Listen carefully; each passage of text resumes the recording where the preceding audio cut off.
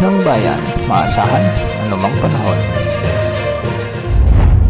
Magandang araw po sa ating lahat. Narito ang update sa lagi ng panahon ngayong araw ng Miyerkules, May 21, 2024. Patuloy na magdadala ng malinsangang panahon ang easterlies sa ating bansa. Posible rin ang mga thunderstorms sa hapon at gabi. May binabantayan din tayong low pressure area sa silangan ng bansa at ating aalamin ang development nito sa videong ito. Atin ding aalamin ang update ukol sa unti-unting pag-iral ng habagat sa ating bansa sa mga susunod na araw. Dahil sa unti-unting pag-transition ng panahon natin patungo sa wet season o tag-ulan, ay asahan na mas madadalas pa ang mararanasang mga thunderstorms lalo na pagsapit ng hapon at gabi at minsan ay may mga malalakas o severe thunderstorms sa ilang lugar.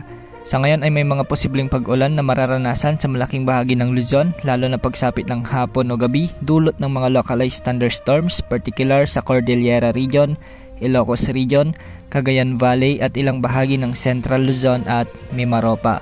Magiging bahagyang maulap naman hanggang sa maulap ang mga kalangitan sa bahagi ng Calabarzon at Metro Manila at may mga ilang kalat-kalat na pag-ulan sa ilang lugar. Sa bahagi naman ng Visayas ay may tsansa din ng pag-ulan sa bahagi ng Antique, Aklan, ilang bahagi ng Cebu at Iloilo. May mga thunderstorms din sa southern portion ng Negros Occidental, ilang bahagi ng Bohol at Samar provinces. Ang mga pag-ulang ito ay dahil sa localized thunderstorms at posible rin ang mga kalat-kalat na thunderstorms sa bahagi ng Mindanao, lalo na sa may Davao Region, Sulu Archipelago, Zamboanga Peninsula at Soc-Sargen. Samantala patuloy nating minomonitor ang low pressure area na nasa silangan ng bansa. Ayon sa mga global models, tumataas ang tsansa na maging isang ganap na bagyo ito sa susunod na mga araw. Narito ang ulat ng Pag-asa ukol sa sama ng panahon na ito. Samantala, isang cloud cluster o kumpul ng ulap ang ating minomonitor po sa labas ng Philippine Area of Responsibility dito po sa may silangan ng Mindanao. Base sa ating analysis, hindi pa naman po siya low pressure area pero patuloy po natin ito na minomonitor. Base po sa Tropical Cyclone Threat Potential Forecast ng Pag-asa, possible na maging low pressure area yung nasabing cloud cluster either bukas or sa Thursday. At pagsapit po ng Thursday, posibleng pumasok ito ng Philippine Area of Responsibility as a low pressure area habang nasa may silangan po ng Mindanao. Then pagsapit ng Thursday hanggang Saturday, kikilos ito pahilagang kanluran patungo po sa direksyon ng Bicol Region and Eastern Visayas. So maaaring by Friday and Saturday, magkaroon ng epekto yung outer portion nitong weather disturbance sa eastern side ng ating bansa, kabilang na rin dyan ng Caraga Region at mga kalapit na lugar pa din sa may Bicol and Eastern Visayas. Then pagsapit po ng Sabado hanggang sa susunod na linggo ay inaasahang lilihis ng direksyon or kikilos pahilagang silangan palayo ng ating kalupaan itong nasabing weather disturbance.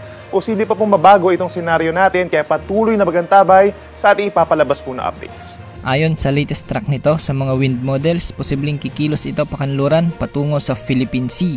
Posible itong lumapit sa bansa at magpaulan sa may Eastern Visayas o Bicol Region. Ayon naman sa ibang models, posible itong lumakas bilang bagyo at makaapekto ang dala nitong ulan sa malaking bahagi ng Visayas at Luzon at bahagyan nitong hihilain o palalakasin ang nagbabadyang habagat. Sa mga susunod na araw, asahan na iiral na ang southwesterly wind flow o ang mahinang habagat dahil sa nagbabantang bagyo. Sa ngayon ay nasa low to medium chance na mabuo ang potensyal ng sama ng panahon nito bilang isang ganap na bagyo ayon sa ibang models. Hindi rin inaalis ang posibilidad na lumapit ito sa ating kalupaan o di kaya naman sa worst case scenario ay maglandfall ito sa ating bansa. Kung sakaling lumakas ito at mabuo bilang bagyo, papangalanan ito ng Pag-asa bilang bagyong Agon, ang magiging unang bagyo ngayong 2024. Sa ngayon ay patuloy natin itong i-monitor dahil posible pang magbago ang ipinapakita ng mga models. Wala ring nakataas na gale warning sa mga karagatang sakop ng ating bansa ngayong araw. Yan ang update sa lagay ng panahon. Ito po ang weather update ng bayan. Maasahan anumang panahon.